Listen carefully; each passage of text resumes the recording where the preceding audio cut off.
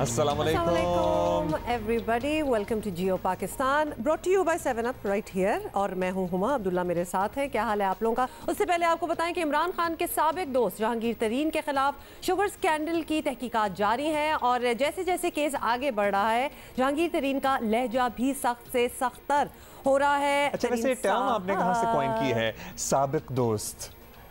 दोस्त होता है या बंदा नहीं दोस्त होता? बस फॉर्मल दोस्त भी तो होता है ना। Come on, you have friends who used to be your friends and not friends anymore, तो उसको उर्दू में साबिक ही कहते हैं ना अब्दुल्ला। तो एनीवे जी, आपको बताएंगे तरीन साहब आज फिर लाहौर की बैंकिंग कोर्ट में पेश हुए और पहले की तरह अपनी सियासी ताकत भी दिखाई उन्होंने। और उनके साथ आपको बता दें कि पीटीआई के 6 MNAs, 21 MPs, 2 सूबाई वुज़रा और 3 मुशीर थे। That's quite a sizable, amount of important people.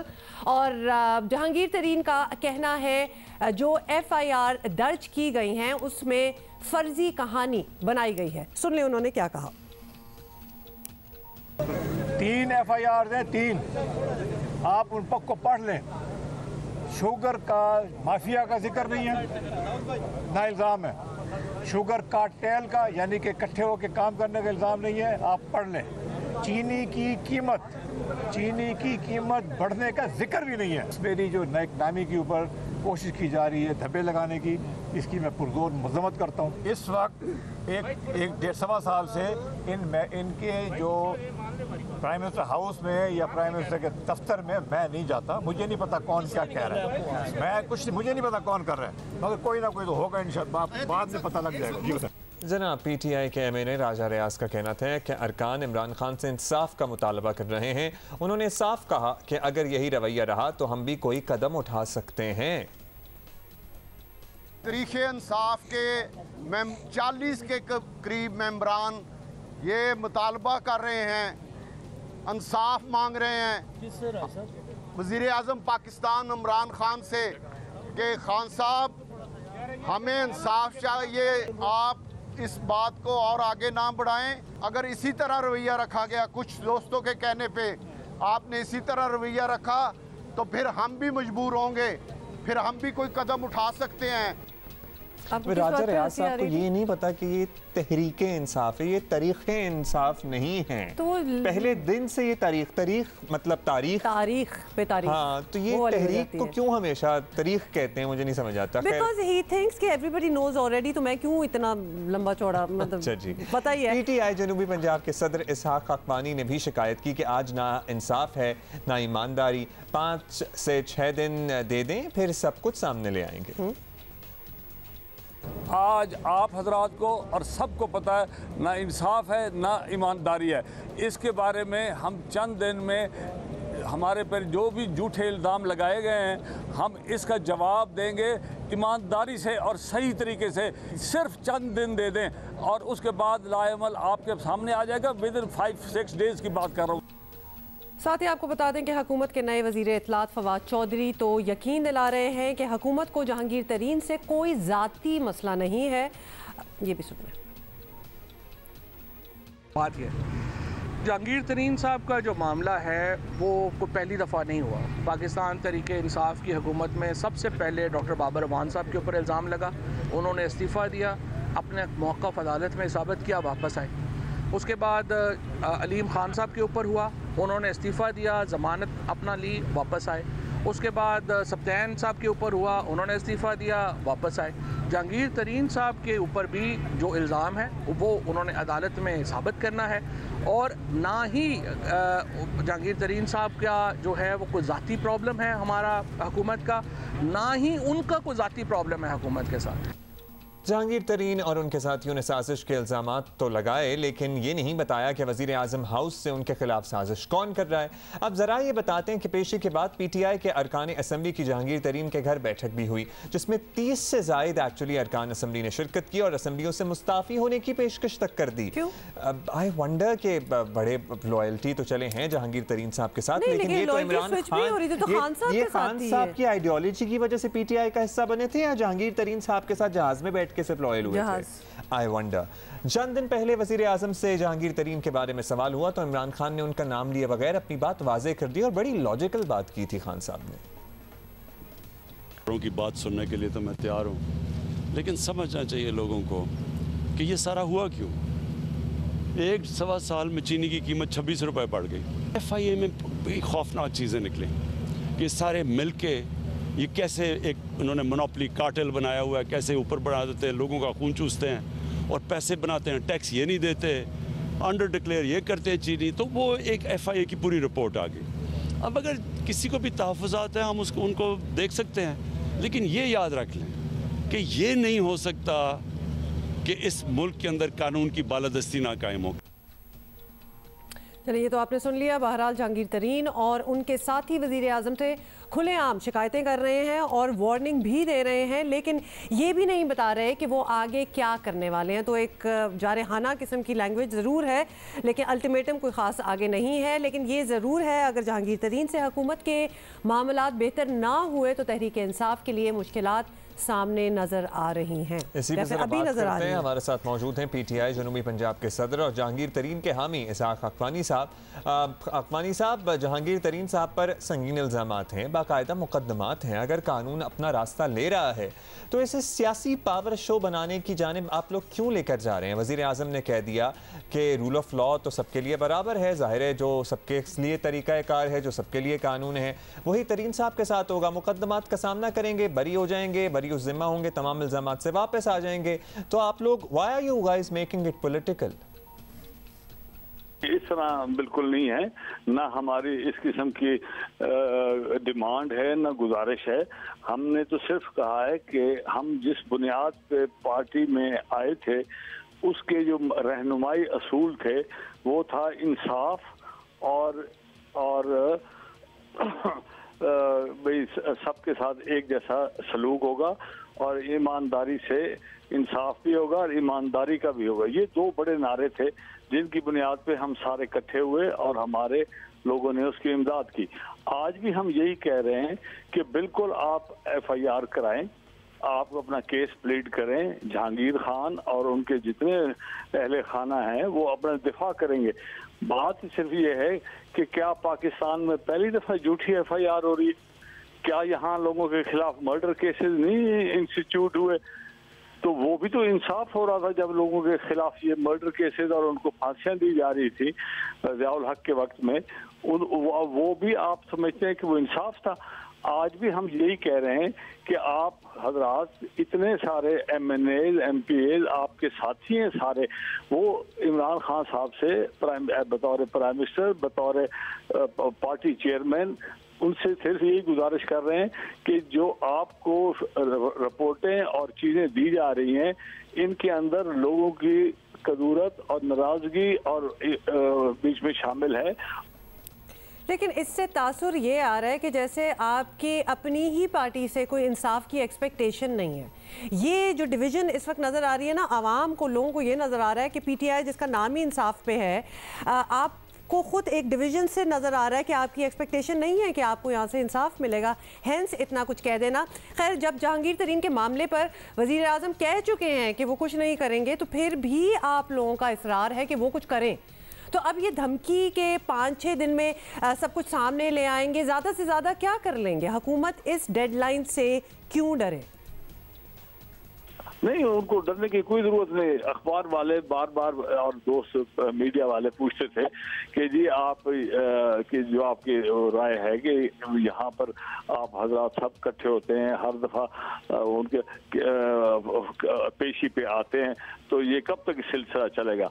हमने सोचा कि इनको वो जब इसरार करते हैं तो आदमी को बताना पड़ता है कि हमारी आपस में बातचीत हो रही है कि हम इसको किस तरीके से सुलझाएं। हम इसको उलझाना नहीं चाहते, ये सिर्फ अपना हक मांगते हैं कि जी हमारे साथ वो लोग डील करें जो गैर जानिबदार हों। वहाँ जानिबदार लोग बैठे हैं जिनका किसी तरीके से कोई ताल्लुक नहीं है, वो उनकी अदावत है, उनकी नाराजगी है। क्या पार्टियों में एक दूसरे के साथ ग्रुपबंदी नहीं होती? हर जगह पर होती है, घरों में नहीं होती, खानदानों में नहीं होती। उसमें फिर वो सबसे क्या कहते हैं, जब खानदान में नाराजगी होती है कहते हैं वो जो बड़ा है ना बुजुर्ग, उससे जाके बात करते हैं, वो इंसाफ करा देगा। यहाँ पर भी हम कह रहे हैं कि हमारे अगर आपस में पार्टियों में ग्रुप बंदी है और वो ग्रुप बंदी किसी को नुकसान पहुंचाने लगी है, तो हम चाहते हैं कि वो बैठकर किसी मुनसिफ से, किसी ईमानदार शख्स से, इंसाफ पसंद आदमी से, गैर जानिबदार आदमी से वो इंक्वायरी करा लें। अच्छा, अब आपकी लॉयल्टी तो वाज़े नज़र आ रहा है कि बहुत ही टिल्टेड है टुवर्ड्स जहांगीर तरीन साहब। और तो आप हैं पाकिस्तान तहरीक इंसाफ का हिस्सा, जिसके लीडर अल्टीमेटली इमरान खान साहब हैं। ये बताइएगा आप इसाक साहब कि एक तरफ आप तहरीक इंसाफ की क़यादत से शिकायतें कर रहे हैं, दूसरी तरफ इत्तलात ये भी हैं और सबको पता है कि जहांगीर तरीन साहब की दीगर पार्टियों से राब्ते हुए हैं, राब्तों की कोशिश प्रॉब्ली, इसकी भी खबरें गर्म हैं। तो अगर तरीन साहब किसी और पार्टी में छोड़कर जाते हैं PTI को, तो आप लोग चले जाएंगे साथ? हमारी किसी के साथ इस किस्म की ना कोई राब्ता है, ना बात है कि हम पार्टी को छोड़ें। इमरान खान ने इतने साल तगोदौ के बाद ये पार्टी बनाई, उसमें हमारी भी तो काबिज शामिल है जनाब। उनकी 95% होगी, हमारी 5% तो हमारी भी काबिज शामिल है। इस 5% पार्टी भी तो हमारी है।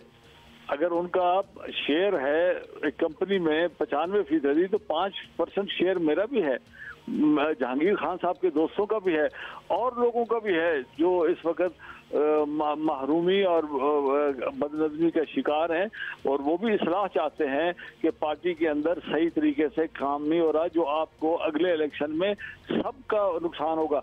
वो अगर चाहते हैं कि ये सारे हजरात मिलकर एक चाहते हैं कि यहाँ पर अच्छी तरीके से खुश असलूबी से एक चीज़ को हल किया जाए, हल मांगना तो माँ बाप का भी फर्ज बनता है और पार्टी लीडर का भी फर्ज बनता है कि वो लोगों में अपना ये तासुर दे कि मैं सबका आपका बड़ा हूँ और मेरे लिए आप सब भाई हैं, ये बेटे हैं, भतीजे हैं। चलें जी, बहुत अच्छा, ये आपका कहना कि हल हम मांग रहे हैं, मतलब ये क्लोज डोर्स में भी वैसे तो हो सकता था, जब इतनी पब्लिक चीज हो जाए ना तो देन एवरीबॉडी इज इन्वॉल्व्ड। अभी हम एक ब्रेक लेते हैं, ब्रेक के बाद वापस आएंगे।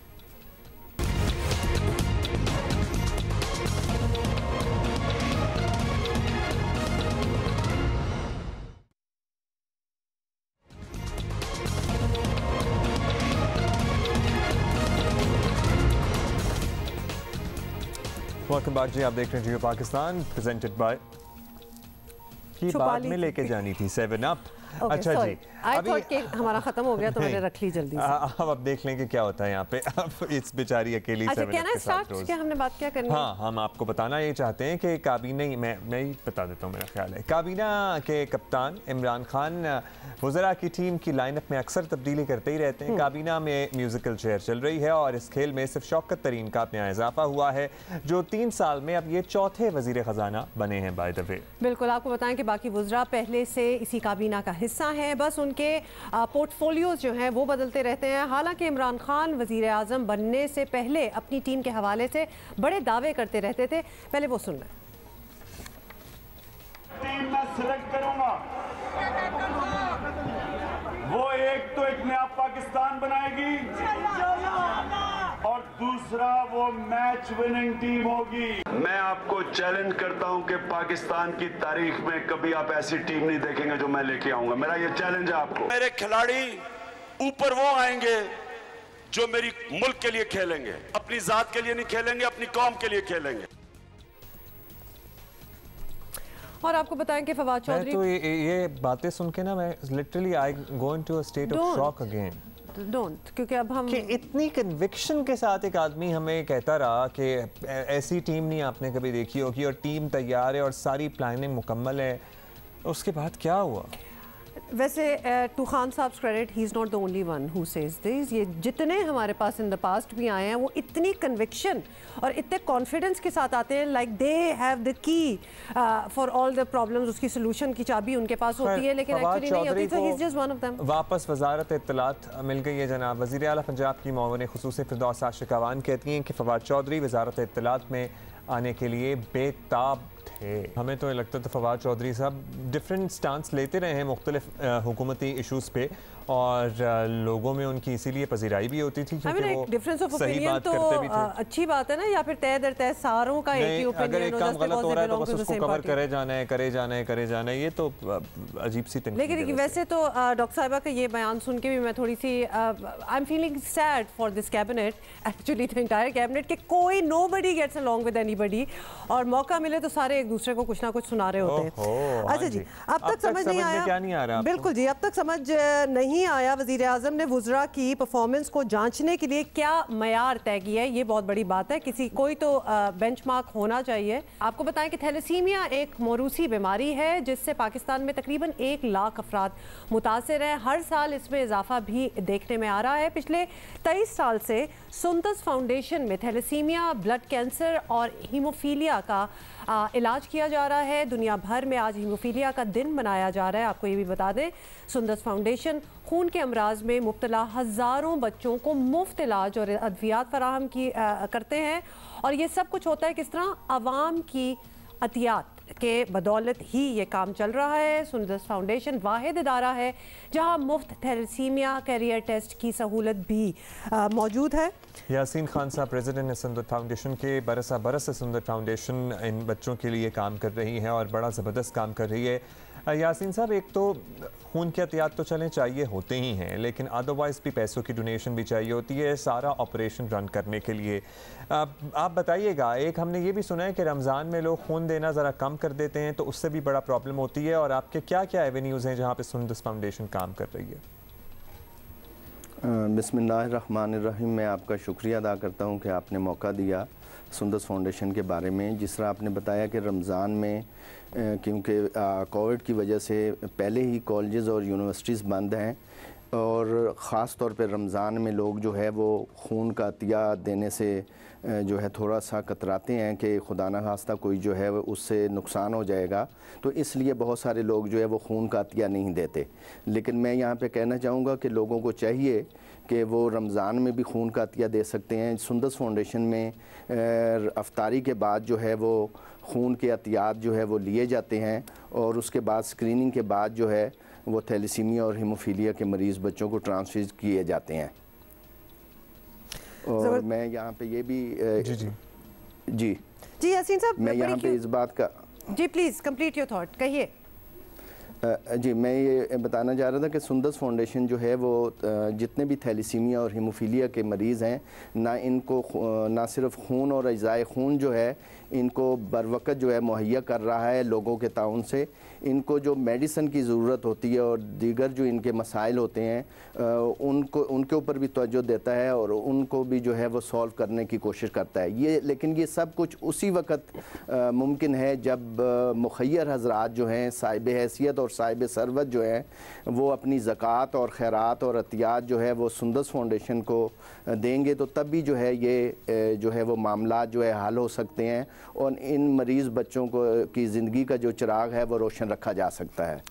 बेशक। और यासीन साहब, बल्कि सवाल भी आपसे यही था कि ओवर द ईयर्स कितने सालों से आप की ये फाउंडेशन है, ज़बरदस्त काम कर रहे हैं, कभी ये हुआ है कि क्योंकि पाकिस्तानी लोग ही ज़्यादा से ज़्यादा चंदा देते हैं, उन्हीं की एहतियात और डोनेशंस की वजह से ये फाउंडेशन चल भी रही है, कि आपको लगा हो जैसे पिछले 1.5 सालों में कोविड की वजह से लोगों ने चंदा देना कम कर दिया हो, या फिर कुछ साल पहले बहुत ज़्यादा चंदा इकट्ठा हो जाता था, अब ज़रा कम होता है, लोगों में ये फटीग आती है कि नहीं आती है? हर साल आपको बेहतर ही आता है कि लोग डोनेशंस ज़्यादा करते हैं? देखें, सबसे पहले तो मैं ये कहना चाहूँगा कि ये जो सुंदस फाउंडेशन का जो काम है थैलेसीमिया और हीमोफीलिया के मरीज़ बच्चों का, ये ना मेरा ज़ाती काम है ना किसी का ज़ाती काम है, ये अल्लाह ताला की ज़ात का काम है, और अल्लाह ताला की ज़ात जो है हमारी जो है वो मदद कर रही है। लेकिन हमें जो है पिछले तकरीबन जो है ना ये 1.5 साल से जो है जब से कोविड आया है, उसमें रमज़ान मुबारक में भी और आम दिनों में भी जो है वो हमें अतियात जो है पहले की निस्बत जो है वो कम हो रहे हैं, क्योंकि लोगों के कारोबार में मसाइल हैं और बहुत सारे जो है वो कारोबार बंद हैं। इस वजह से भी जो है हमें जो है वो मसाइल का हम शिकार हैं।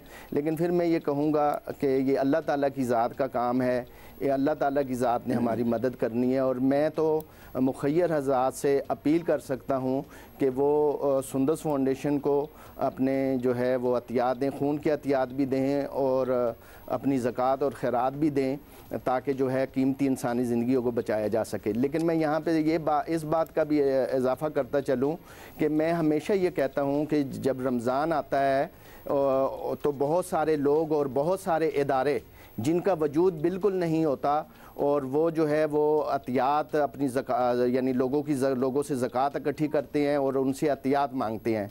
तो मेरी तमाम मुखय्यर हज़रात से ये अपील होगी कि वो चाहे सुंदस फाउंडेशन को अपनी अतियात दें या किसी भी इदारे को दें, बड़ी छानबीन के बाद जो है अतियात दें, क्योंकि ये रमज़ान का महीना ही होता है जिसमें बहुत सारे लोग ज़कात और खैरात देते हैं। और जो लोग जो है जिनका हक नहीं बनता जिन इदारों का, वो इकट्ठी करते हैं, तो उससे बहुत सारे अच्छे इदारे जो होते हैं उनका जो है हक मर जाता है और बहुत सारे मरीजों को मसाइल इदारे जो हैं उनको ज़रा ज़ाहिर है ज़रा छानबीन करेंगे तो पता लग जाएगा कौन सा इदारा अच्छा काम कर रहा है, कौन सा इदारा अच्छा नहीं काम कर रहा है। बहुत बहुत शुक्रिया आज हमारे शो पे आने का। और यहाँ हम आपको जो हमारे कीन व्यूअर्स हैं उनको पिछले कितने सालों से हम भी ये शो कर रहे हैं तो पता चल गया होगा कि कौन से इदारे जो हैं वो बहुत ही आला काम कर रहे हैं। हर साल हम उनको इसलिए भी बुलाते हैं क्योंकि हमारी भी तहकीकात और रिसर्च हमें बता रही है कि दीज आर द ऑर्गेनाइजेशंस जहां अगर आप पाकिस्तान में रहते हैं, ओवरसीज़ पाकिस्तानी हैं, जहां आप अपनी डोनेशंस भेजना चाहते हैं, यहां सही जगह पहुंचेंगे। And Sundus Foundation is certainly one of those organizations जिसने बड़े साल over the years प्रूफ किया है कि वो किस तरह से इंसानियत और लोगों की खिदमत कर रहे हैं। आप अपनी डोनेशंस इन्हें भी दे सकते हैं। अभी हम एक ब्रेक लेंगे, ब्रेक के बाद वापस आएंगे।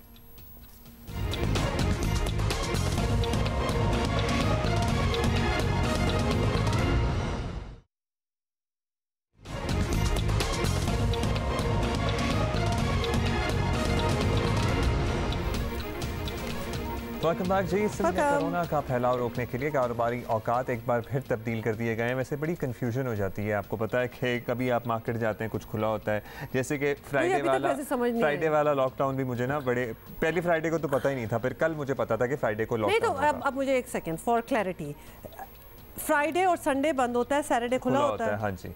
तो ऑल ओवर पाकिस्तान, सिंध में तो यही हो रहा है, कराची में तो एटलीस्ट यही हो रहा है। सिंध में भी कारोबारी हफ्ता इतवार को बंद रखने के अहकाम जारी कर दिए गए हैं। बाकी फिर सैटरडे संडे हो गया। एक मिनट दोबारा से हम जरा आपको बताएं कि क्या सूरत हाल किया गया है इसमें। कारोबारी औकात एक बार फिर तब्दील किए गए हैं और दीगर सूबों की तरह सिंध में भी कारोबार एक्चुअली अब हफ्ता और इतवार को सब अब no more Fridays now I guess, हफ्ता और इतवार को बंद करने के कल तो बंद था। मैं इसीलिए शुरू में ही कह दिया था कि ये बहुत कंफ्यूजन होती है। बाकी दिनों में कारोबार की इजाज़त रात 8 बजे के बजाय शाम 6 बजे तक होगी। ताजर बरादरी हुकूमती अहकामात को खातिर में नहीं लाई और हुकूमती अहकामात के बावजूद आज कराची में बाजार खुले, कल जो बंद थे भाई इसलिए आज खुले। तो ये यानी ओके विच मीन्स ये सैटरडे संडे वाला जो नोटिफिकेशन है ये फ्रॉम नेक्स्ट वीक होगा ना, आई होप, क्योंकि ये हफ्ता तो हो गया। हाँ, सिंध हुकूमत की जानिब से बार बार स्केड्यूल तब्दील करने की वजह से सर्टनली कंफ्यूजन पैदा हो रही है। ताजरों के अपने तहफ़्फ़ुज़ात भी अपनी जगह, लेकिन हकीकत यह है कि बाज़ारों में कोरोना SOPs का ख्याल नहीं रखा जाता, पहले दिन से नहीं रखा जाता और कोई भी हुकूमत से लाताल्लुक ज़ाहिर नहीं हो सकता और हुकूमत भी इन मामलात से लाताल्लुक नहीं हो सकती। हमारे साथ मौजूद हैं चेयरमैन कराची ताजिर इत्तेहाद अतीक मीर साहब। अतीक मीर साहब, आपसे ये सबसे पहले पूछेंगे कि मार्केट्स की बंदिश, औकात में कमी वगैरह पर आपको बड़े एतराज़ात हैं। पूरे मुल्क में ये सिस्टम कोरोना रोकने के लिए लगाया गया है, तो आप क्यों चाहते हैं कि इसको चेंज किया जाए? और आपको पता है कि अगर इसको किसी और तरीके से खोल दिया जाएगा सब कुछ तो कोरोना तो फैलेगा ही। देखिए, ये तो कोई भी नहीं चाहता कि कोरोना फैले, इसलिए कि हमारे बच्चे हैं, हमारे भी अहले खाना हैं और आवाम को कभी भी हम नहीं चाहेंगे कि हमारी वजह से कोई मुश्किल हो। लेकिन कुछ हिकमत अमली ऐसी अख्तियार करनी चाहिए जिसमें कारोबारी सरगर्मियाँ भी चलती रहें। हम पहले भी कहते रहे हैं कि कोरोना के तहत जितनी भी एहतियाती तदाबीर सामने आई हैं हम उसे ना सिर्फ फॉलो करते हैं बल्कि उसको आगे लोगों को भी एक सबक देते हैं कि देखिए, अगर आप इस पर अमल नहीं करोगे तो सख्त लॉकडाउन की तरफ हुकूमत को जाना पड़ेगा। यकीनन ये हमारा नुकसान है, हम कभी नहीं चाहते कि कोरोना फैले। इसलिए कारोबारी सरगर्मियों को जितना महदूद किया जाएगा, ये याद रखिए, उतना ही ज़्यादा भीड़ होगी मार्केटों में, उतना ही ज़्यादा सोशल डिस्टेंसिंग के मसाइल पैदा होंगे और उतने ही ज़्यादा इस वबा के फैलने के इम्कानात पैदा होंगे। मीर साहब, हुकूमत के वाज़ेह अहकामात के बावजूद ये कहना कि हम नहीं मानेंगे बहुत सी बातें, बाज़ार खोलेंगे, अब हम देखते ही रहे हैं over the period of past 1 year ये बहुत सी मार्केटों में होता रहा है। एक तरह से सिविल नाफरमानी ना कहें हम इसे, अब इस हद तक जाएंगे ताजिर तो ज़ाहिर नुकसान फिर दोनों तरफ से होगा। देखिए, हर शोबे में कुछ लोग होते हैं, सियासत में भी हैं, दीगर शोबों में भी हैं, ताजिरों में भी हैं, लेकिन कम अज़ कम मैं एक ज़िम्मेदार नुमाइंदा होने के नाते कभी मैंने नहीं कहा कि हम हर सूरत, इसलिए कोरोना के सामने क्या सियासत करेगा कोई। कोरोना एक वबा है, एक वबाल है, एक मुश्किल आजमाइश है। मैं तो कहता हूँ कि हुकूमत ऐसे मौके क्यों आने देती है कि लोगों को या ताजिरों को इश्तियाल की तरफ जाना पड़े। ये सब कुछ मुशावरत का फुकदान है। खुसूसन मैं हुकूमत सिंध और वजारत दाखिला सिंध से मैं बहुत सख्त इस बात पे नाराज़ हूँ कि मनमाने फ़ैसले करते हैं, फिर मशवरा करते हैं, फिर उसकी इस्लाह करते हैं, फिर गलती करते हैं। ये कैसी हुकूमत है, ये कैसे लोग हैं। मैं समझता हूँ कि नाअहली की बदतरीन मिसाल है कि देखिए, जुम्मा और इतवार की छुट्टी हमसे मुशावरत करने के बाद तय की गई और फिर जुमे के दिन आप नोटिफिकेशन जारी कर रहे हैं कि आइंदा छुट्टी 2 छुट्टियां हफ्ता और इतवार की होंगी, तो जुमा तो वैसे ही छुट्टी हो जाती है, इसलिए कि 2.5 घंटे कोई क्या कारोबार करेगा। नमाज जुमा से नमाज असर तक क्या वक्त है, कुछ सोचना चाहिए, कोई हिकमत अमली अख्तियार करनी चाहिए। वैसे मीर साहब, थैंक यू सो मच, आपके पॉइंट में भी वज़न है। जब जुमा हफ्ता करने को ताजिर तैयार हैं तो फिर हफ्ता इतवार की क्या तुक है बीच में? तो ये सवाल तो फिर ये बात बिल्कुल बनता है। और जुमे के दिन नोटिफिकेशन जारी कर रहे हैं। जुमे को आई एम टेलिंग यू, कल मार्केटें बंद थी कराची में, मैंने बहुत सी मार्केटों का विजिट किया। अब डिस्ट्रिक्ट साउथ में तो बंद थी, आज खुला है। अब अचानक से जुमे वाले दिन जब ऑलरेडी ताजिर अपना कारोबार बंद करके बैठे हुए हैं, आप ये नोटिफिकेशन जारी करेंगे कि हफ्ता इतवार बंद करें, तो अगलों ने अपने बच्चों के पेट नहीं पालने, मजाक चल रहा है। एंड ऑल्सो फुटनोट इसमें ये है कि ऐसे फैसले बड़े फैसले होते हैं तो इनको ज़रा सोच समझ के कर दिया जाए ताकि हर 2 हफ्ते बाद फैसला बदला ना जाए। मतलब डिसाइड कर लेना कि सैटरडे संडे या Friday Saturday. Commerce and industries का भी ये कहना है कि अब सिंध हुकूमत कारोबारी औकात का नोटिफिकेशन मंसूख करे। बाय द वे, ये 6 बजे तक वाला मामला ना, हमारे यहाँ कोरोना एक बहुत बड़ा मसला है, गुर्बत और बेरोज़गारी और लोगों के हालात भी एक बहुत बड़ा मसला है। हम एक बहुत गरीब मुल्क हैं। 8 बजे फिर भी मेक सेंस, 6 बजे मुश्किल हो जाएगा लोगों को। रमज़ान में तो 6 ओके, 8 बजे रमज़ान में लोग मतलब 7 बजे तो इफ्तारी कर रहे होंगे ना, तो कौन 8 बजे के लिए दोबारा निकलेगा? चले 8 बजे तक तो खोले रहने दें फिर उन्हें, अगर नहीं निकलना किसी ने तो फिर तो खोले रहने दें। अगर आपको लग रहा है मार्केटों में एक्चुअली इफ्तारी के 1 घंटे बाद अच्छा जी, why don't you write to us, और आप लोगों के शहरों में क्या हालात हैं, क्योंकि ये तो अभी हम सिंध की बात कर रहे हो, थोड़ा बहुत हम आपको पंजाब का भी बताया, but wherever you live आप बताएं कि किस तरह चल रहा है सारा मामला। अभी बता रहे हैं कि आप लोग जो है ईद की शॉपिंग को आखिरी दिनों में ना पेंडिंग करें, इसी तरह पाबंदियां लगेंगी, मुश्किल हो जाएगा और वैसे भी रश पड़ेगा, अपने आप को बचाएं, SOPs का ख्याल रखें। और साथ साथ ये भी बता दें कि कोई खास कोई इतने फैन फेयर के साथ ईद मनाने की वैसे भी कोरोना है और मुल्की हालात और मईशत के हालात ने हर इंसान के हालात को डिस्टर्ब किया। कोरोना के SOPs का ख्याल रखें, मास्क पहनिए, एहतियात कीजिए। We are going to see you tomorrow इंशाल्लाह। कल भी हम आपके साथ बराह रास्त यहीं मौजूद होंगे इसी वक्त। बाय।